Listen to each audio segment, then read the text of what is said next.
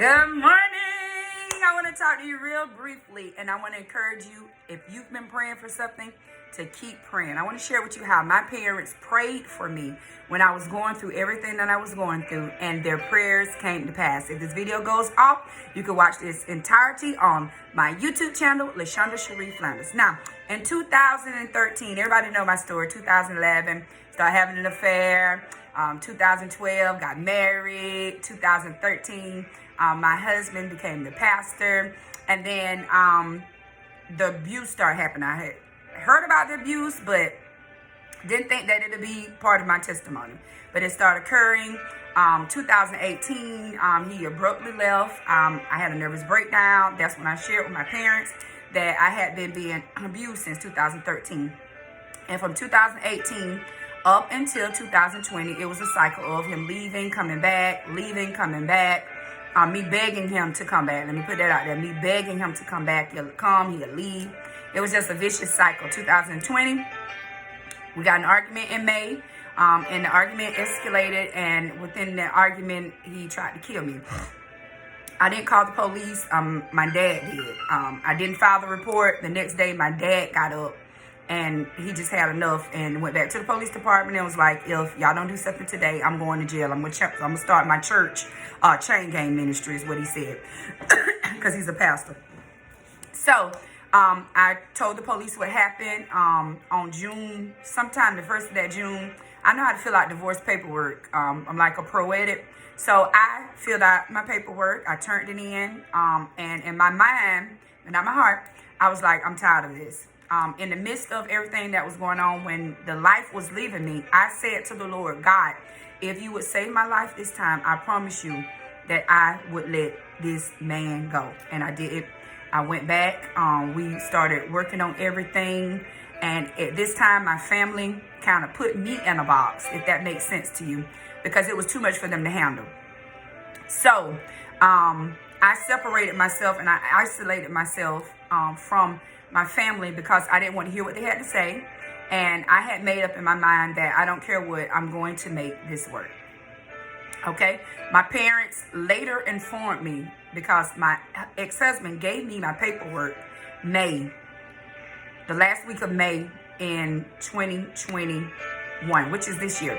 He gave me the paperwork. And, I was devastated. I didn't say anything to anyone at first because I didn't understand the paperwork. Many times I filled out the divorce paperwork, I was like, I know he did.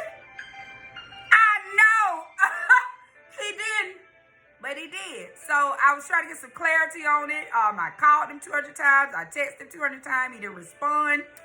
So I started Googling the forms to see. I was like, is this what it says? Made an appointment with another lawyer to see what it was saying. And basically what it was saying was the whole time that I thought that I had went back and recanted the divorce that I filled out for in June 2020, it was still in the process.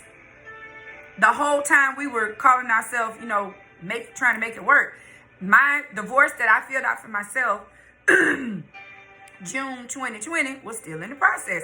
So what the paperwork was saying was they were canceling out that divorce, and the divorce that he had filled for was going to be president.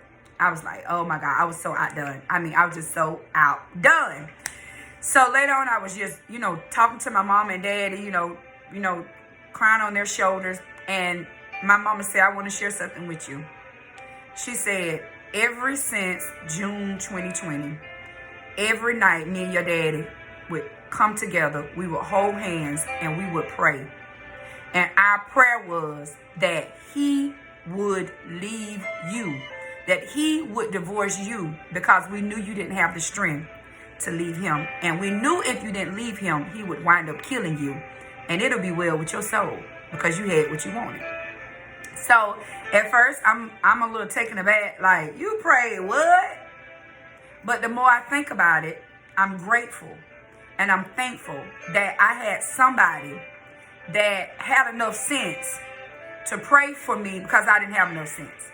So I said all that to say, if you are praying and it seems like your prayers aren't working, keep praying.